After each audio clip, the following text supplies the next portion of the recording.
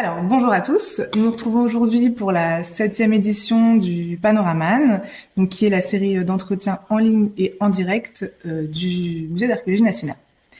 Alors, vous pouvez poser toutes vos questions donc tout au long de la présentation. Il y a un chat qui s'affiche à droite, donc on y répondra comme d'habitude en dernière partie de la présentation. Donc aujourd'hui, nous retrouvons Isabelle Bonora Andoujar, qui est conservatrice, responsable des collections d'histoire de l'archéologie au musée.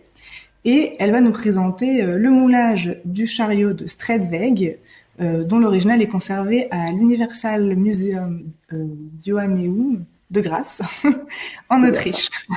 Un nom un peu compliqué. Alors donc, ce moulage, il a été réalisé autour de 1870, suite à la découverte donc de son original et à sa présentation au public. Il a été présenté dans l'exposition permanente du musée donc à partir de la fin du 19e siècle jusqu'environ aux années 60. Et en fait, il témoigne surtout de la notion de transmission et de diffusion des savoirs qui étaient accordés au moulage durant tout le 19e siècle, qui était d'ailleurs une période riche en découvertes scientifiques et donc cette nécessité de la diffuser au plus grand nombre. Donc bonjour Isabelle, je te remercie de prendre quelques instants pour échanger avec nous et nous présenter donc ce moulage. Alors, est-ce que tu pourrais donc pour débuter donc le présenter de manière assez générale, s'il te plaît? Bien sûr, Daphné. Donc, très bonjour à toi et bonjour à toutes, bonjour à tous et bienvenue à cette 7e édition du Panoraman. Et Daphné, je tiens toujours à te remercier et pour ton introduction, mais aussi pour coordonner et animer tous les mois ces visites virtuelles des collections du MAN. Et aujourd'hui, je suis très heureuse de pouvoir vous accompagner dans la découverte d'un objet tout à fait exceptionnel et aussi de pouvoir initier une série de présentations un petit peu particulières. Pourquoi? Parce qu'aujourd'hui, je ne vous parlerai pas d'un objet archéologique, mais de son facsimilé.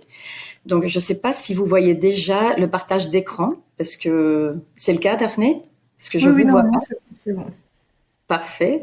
Donc, parce qu'aujourd'hui, je vais vous présenter le moulage du char de Stradveg et vous parler d'une histoire très particulière de l'archéologie.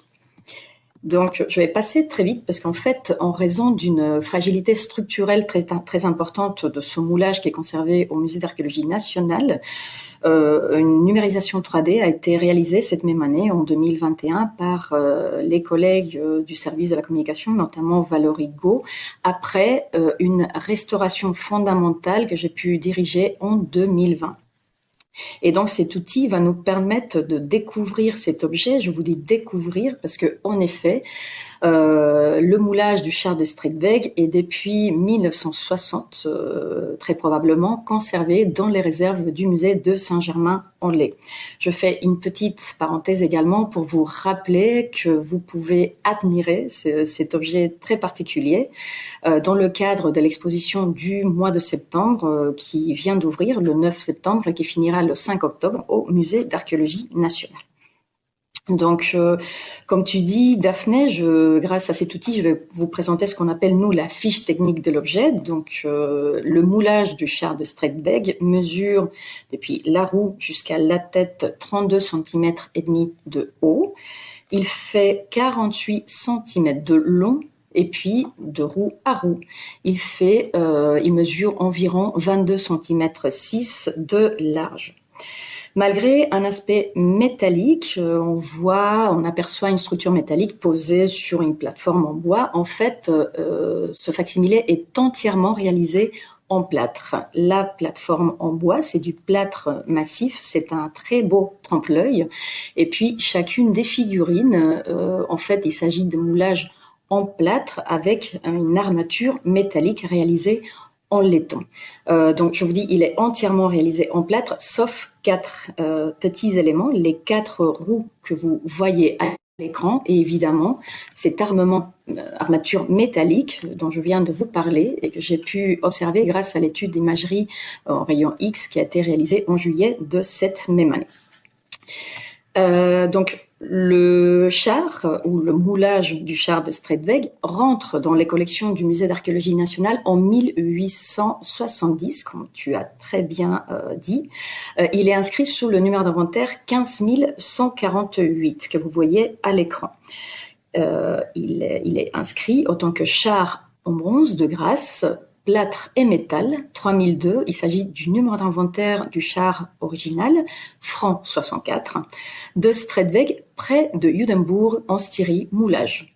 Ce livre d'inventaire, cet extrait nous permet également de comprendre que cet objet fait partie d'un lot. Je vous montre à l'écran uniquement la toute première partie de la liste de 31 objets en voie de moulage en plâtre et de facsimilé en métal fait par Monsieur Lindenschmid du musée de Mayence, pièces peintes et dorées, 2 juillet 1870. Donc le livre d'entrée nous permet de confirmer sa date d'arrivée, 1870, qu'il fait partie d'un lot très particulier parce qu'il s'agit uniquement de facsimilés et que ces facsimilés ont été faits au musée de Mayence grâce à l'intermédiaire, cette figure intermédiaire de Monsieur Lindenschmid. Je souligne ces faits parce qu'ils vont réapparaître un petit peu plus tard dans mon histoire. On ne connaît pas de façon précise la première date de présentation du moulage du char dans les salles du musée d'archéologie nationale, mais il est mentionné pour la première fois dans le catalogue publié par Salomon Reinach en 1889. Et il est mentionné comme faisant partie des vitrines qui décrivent la culture du Altstadt et qui se localise, qui se situe dans la salle de Mars, qui est la salle à l'époque et encore aujourd'hui d'archéologie comparée. Le char de Stredbeck, le moulage, restera dans les salles d'archéologie comparée jusqu'à très probablement 1960, date de son transfert dans les réserves du musée. Donc jusqu'ici, je viens de finir la description générale, cette fiche technique de l'objet. Merci Isabelle. Du coup, avant d'entrer dans plus de détails sur le moulage, est-ce que éventuellement tu pourrais commencer par nous parler un petit peu, continuer, nous parler un peu de l'original de ces objets? Tout à fait, parce qu'en effet, il s'agit d'une question fondamentale si on souhaite comprendre le facsimilé, le moulage, et il nous permet également de rentrer dans ces aspects un peu, cette vision un peu romantique de la découverte archéologique, puisqu'il s'agit d'une découverte fortuite, comme très souvent. En fait, Ferdinand Pfeffer, que vous voyez à l'écran avec sa famille, dans cette pose fière, donc est un paysan autrichien, qui découvre en 1851, en fait, lors de travaux agricoles. Vous voyez ici le site de Stredweg, très probablement la parcelle qui appartenait à cette famille, avec dans un cercle noir le lieu de localisation de la trouvaille. Donc, il découvre, à côté de restes de pierres, de restes métalliques, il découvre un ensemble d'une douzaine de petites figurines en bronze.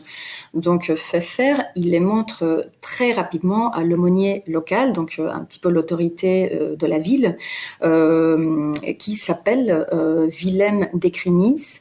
Willem Dekrinis, il va très très vite alerter, en à peine quelques jours, l'université de la ville voisine de Grasse, et il va montrer ces objets à son ami Matthias Robisch, que vous voyez également.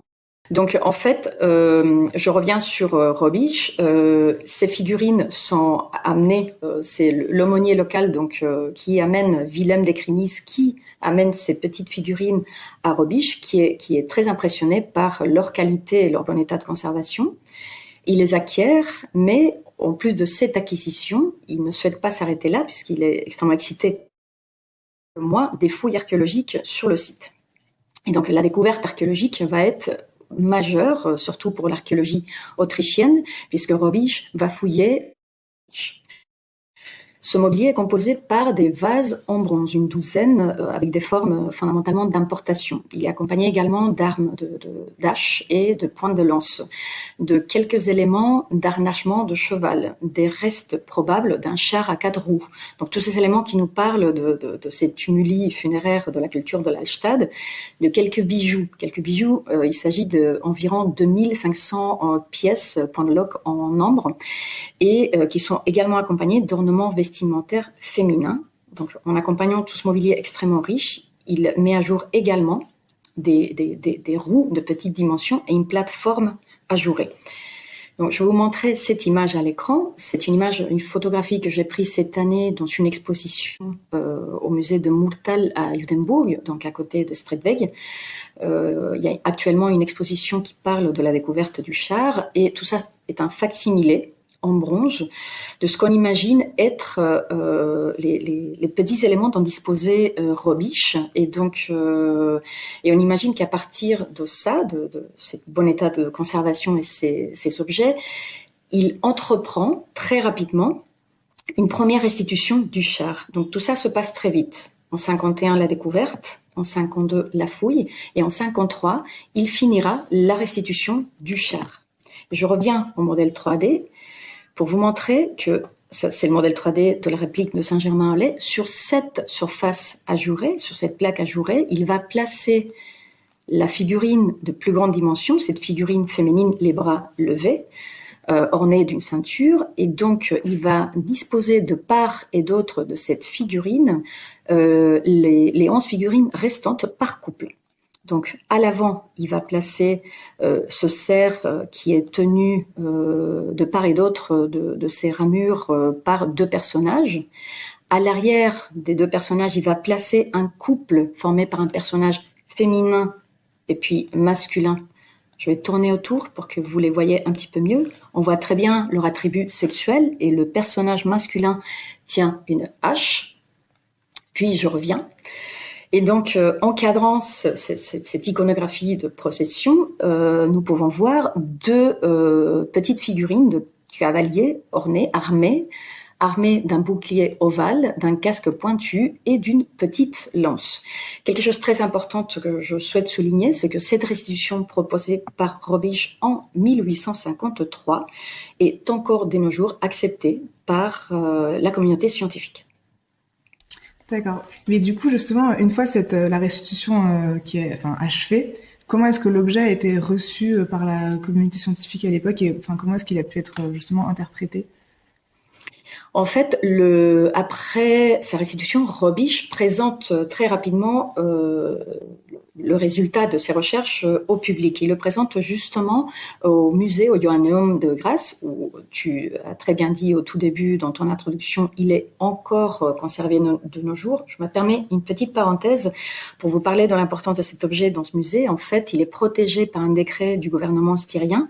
Il ne peut pas sortir en prêt du musée et sa police d'assurance, pas sa valeur, mais sa police d'assurance s'élève à 50 millions d'euros. Je la compare avec celle estimée de la Joconde qui est estimée à 35 millions. Donc vous voyez la différence, donc l'importance de cet objet.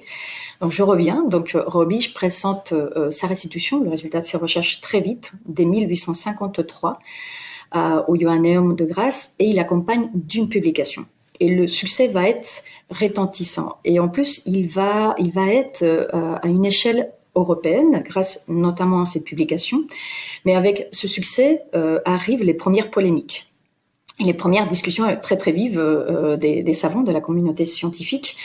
Il s'agit des débats qui continuent jusqu'à nos jours autour, par exemple, de sa filiation culturelle. S'agit-il d'un objet d'origine celtique ou pas?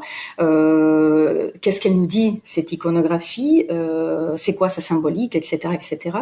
Donc aujourd'hui, de nos jours, la communauté scientifique semble s'accorder, dans tous les cas, pour sa chronologie. Donc il est daté autour de 600 avant notre ère. Il appartient bien à cette culture de l'Hallstatt.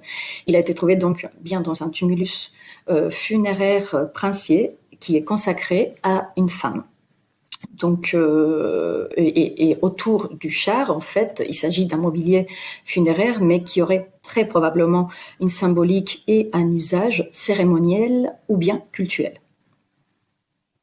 D'accord, merci pour cette remise en contexte de l'original. Et alors, du coup, si on revient donc à notre moulage servait donc au Man, alors je me demande pourquoi faire un fac-similé de cet objet et est-ce qu'il y en a eu d'autres qu'on connaît qui ont été peut-être à la même époque ou plus tard? Donc, en effet, la notoriété internationale est comme je viens de l'expliquer, extrêmement importante. Donc, en 1860, le musée central romano-germanique de Mayence en Allemagne commandera un premier fac-similé. C'est un premier fac-similé qui souhaite être en métal pour être le plus fidèle possible de l'original. Et donc, ce premier fac-similé est exposé très rapidement dans les salles du musée de Mayence afin de compléter le parcours muséographique des salles de la culture de l'Alstede. Mais à cet usage scientifique et pédagogique s'ajoute très rapidement un usage marchand, puisque le musée de Mayence, qui a un atelier de moulage, va fabriquer des surmoulages en plâtre du char de Stredbeck qui va mettre à la vente dans un catalogue. Et donc, en fait, entre 1860, date de ce premier facsimilé, et 2008, des recherches très récentes ont pu démontrer l'existence d'une véritable généalogie de copies que je vous montre à l'écran, des généalogies de copies, pardon, on va dire officielles, puisque ce sont des copies acquises puis exposées dans des musées archéologiques un petit peu partout en Europe et aussi dans des centres de recherche, et donc il permet de parler d'une vingtaine de copies originales. Et tout l'intérêt de cette généalogie, c'est de comprendre les phases successives de restauration, de ajustement, de compréhension du char original. Donc, en fait, et en ce qui concerne notre objet, l'objet que je vous présente aujourd'hui, conservé au Musée d'archéologie nationale, il s'agit de la 4e copie faite en plâtre à partir de ce premier facsimilé de Mayence. Donc ici, vous voyez le facsimilé de Mayence, celui de Berlin, premier. Deuxième Copenhague, troisième Munich, puis Saint-Germain-en-Laye en 1870. Ce sont les 4 seuls moulages ou copies réalisées en plâtre. Puis tous les autres, à partir de là, vont être réalisés en métal, en bronze, en étain et bien en résine aujourd'hui. Et donc, le moulage de Saint-Germain-en-Laye nous permet de comprendre l'état de la recherche autour de ce char en 1870. Et qu'est-ce qu'on apprend? Donc, on apprend, si je vous montre à l'écran, là, je vais vous montrer 2 images du char original. La première de 1852 et la deuxième, l'état de sa restitution aujourd'hui, en 2021. Donc, vous voyez que pour un même char, l'état des connaissances a énormément évolué. Donc, vous voyez les 2 images. Mais si en plus on le compare avec le moulage, le facsimilé du musée de Saint-Germain-en-Laye, on voit que par rapport à l'état des connaissances de 1852, en fait, l'exemplaire de 1870 ajoute une petite coupelle, une coupelle métallique qui vient se poser sur la tête du personnage féminin. Et puis que ce moulage de Saint-Germain-en-Laye conserve ces plateformes en bois qui a très probablement été utilisée par Robisch pour tenir, comme support pour tenir la structure qu'il essayait de monter, mais que cette plateforme disparaît petit à petit dans cette recherche de fidélité ou de rendu de plus en plus clair de cet objet. Et que par la même occasion, si on voit la restitution, le char comme il est exposé aujourd'hui, tel qu'il est exposé aujourd'hui à Grasse en 2021, on voit que sous cette petite coupelle métallique apparaissent de tiges torsadées, donc qui n'apparaissent pas dans l'exemplaire de Saint-Germain-en-Laye. Pourquoi? Parce qu'en 1870, ces tiges-là, donc quelques mois à peine après l'acquisition de notre moulage, donc le musée de Grasse va acquérir ces tiges métalliques torsadées qui va ajouter à la restitution, puis une quatrième figurine de cavalier qui n'apparaît pas non plus sur le moulage, l'exemplaire de Saint-Germain-en-Laye, de là l'importance toute particulière de cette généalogie de facsimilé. Donc, du coup, Isabelle, pour donc revenir sur toutes ces collections de moulages qu'on a au musée, beaucoup donc sont plus présentés, enfin la plupart, hein, si je dis pas de bêtises, sont plus présentés dans les collections. Alors pourquoi? Et est-ce que aussi tu peux nous expliquer justement l'importance qu'avaient les moulages au XIXe siècle? Écoute, je suis très contente de cette question posée par le public, puisque en effet, il s'agit d'une question fondamentale pour comprendre les collections dont j'ai la charge. C'est pour ça que je vous parlais au tout début de cette intervention de de séance un petit peu particulière parce qu'on va parler de facsimilés. Donc en fait, le musée d'archéologie nationale est fondé en 1862 par volonté de Napoléon III, donc par décret impérial, parce que Napoléon III en fait est un passionné d'archéologie. Donc et je reviens à la diapositive. En fait, Napoléon III était un passionné d'histoire, d'archéologie et de sciences en général. Il était également passionné par la figure de Jules César, dont il écrit ses mémoires, son histoire. Et donc, dans ses recherches, afin de compléter ses publications, il essaiera de partir à la recherche également des lieux, des batailles de la guerre des Gaules, donc par exemple Alésia ou Gergovie, qu'il fouillera. Donc c'est un passionné également d'archéologie. Et donc, si je cite Napoléon III, il disait qu'il souhaitait, avec la création de ce musée d'archéologie nationale, un musée d'un nouveau genre. Et avec un musée d'un nouveau genre, Napoléon III parlait d'un musée de sciences, un musée pédagogique, scientifique, et qui permet d'accompagner et de rendre compréhensible cette science qui est naissante, qui est la science archéologique. Et quand on parle de science archéologique, on parle nécessairement de contexte archéologique. Donc Napoléon III, afin de pouvoir présenter dans les vitrines ces contextes archéologiques, il présentera à côté des objets originaux, de facsimilés d'une grande qualité, qu'il va fabriquer, puis exposer et aussi inventorier en même titre que les objets originaux. Donc à côté de ces facsimilés qu'il il fera fabriquer majoritairement en plâtre, mais aussi en métal, en utilisant une technique très innovante pour l'époque, qui est la galvanoplastie. En fait, à côté de ces facsimilés, il va également nourrir son discours avec un dispositif pédagogique très complet. Il va également exposer à côté des objets originaux et de ces moulages des maquettes historiques représentant par exemple des monuments historiques romains, italiens, gallo-romains. Puis il va également, puisqu'il est passionné d'ingénierie militaire, il va travailler dans la création de restitutions de machines de guerre de grandeur nature. Il va travailler avec Verschère d'Oréfy, qui était militaire, mais également l'un des membres fondateurs du musée d'archéologie nationale. Et puis, à côté de tout ce dispositif pédagogique, il va également accompagner son propos et son discours grâce à une collection relativement importante de tableaux et des sculptures qui décrivent, qui racontent la naissance de cette discipline archéologique et la réception du public du 19e, sa compréhension de cette discipline. Et c'est ce que je vous montre à l'écran.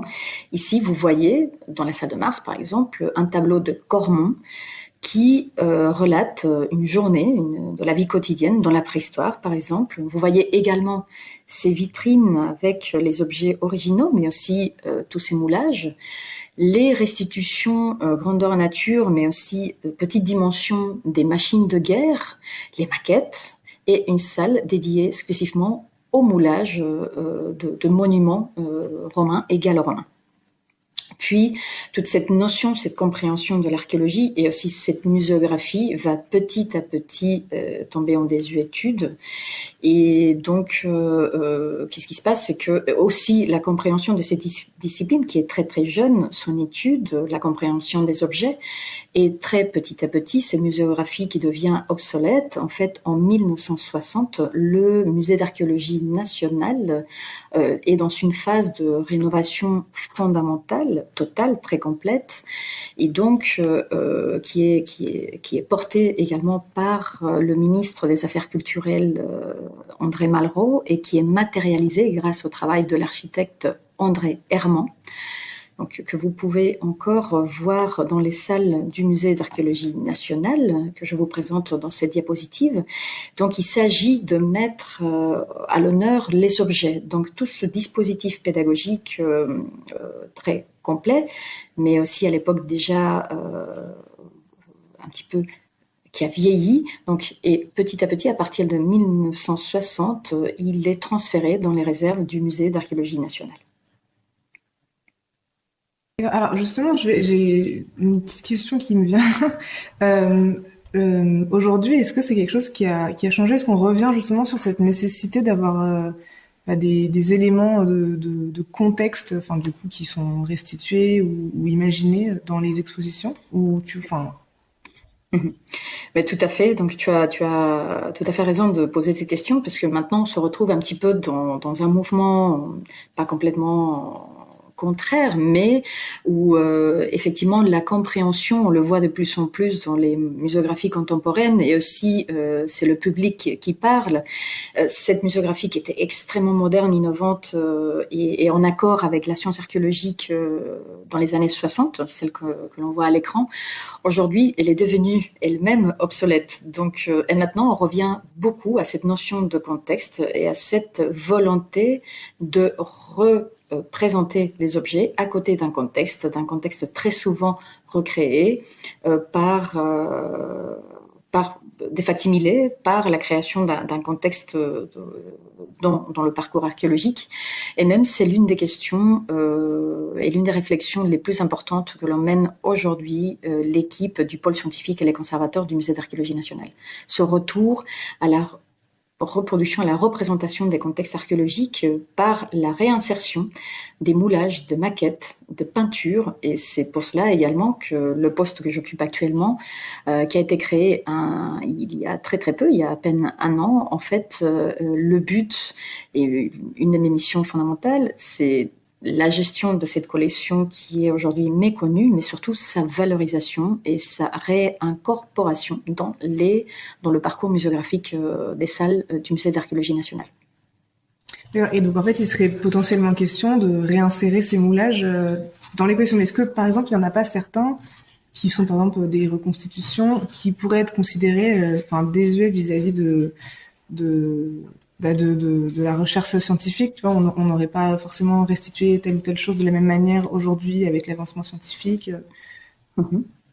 En Donc, fait, les moulages et même les maquettes ou les restitutions des machines de guerre, c'est ce qui est passionnant, ce qui est extrêmement intéressant pour la science aussi, c'est que ça nous permet, tout comme le char de Stredbeck que je viens de vous montrer, ça nous permet de connaître l'état de conservation de l'objet, l'état de la recherche d'un objet, à un moment dit dans l'histoire de cet objet et de sa connaissance scientifique. Donc même si, par exemple, aujourd'hui, cette restitution, ce facsimilé était un petit peu désuet, il serait extrêmement intéressant, il est extrêmement intéressant de le présenter dans certains cas, puisqu'il nous donne énormément d'informations sur l'état des connaissances et les différentes étapes de restauration de ces objets, par exemple. Merci beaucoup Isabelle. Donc il me reste à conclure. Donc je te remercie d'avoir pris le temps donc d'échanger avec nous aujourd'hui et donc on est évidemment un peu désolé par les petits problèmes qui peuvent toujours arriver avec le numérique. Et donc voilà, donc on va pouvoir se retrouver nous dans un peu plus d'un mois avec Corinne Joux-Barbelin pour le prochain Panorama, donc sur le prochain objet du mois, celui du mois d'octobre. Et d'ici là, donc on vous invite à venir observer ce fabuleux moulage jusqu'au 4 octobre, donc à la fin du parcours de visite. Voilà. Et sinon, de le découvrir aussi en 3D via notre site internet musée-archéologie-nationale.fr. Merci à tous. Merci beaucoup, Daphné.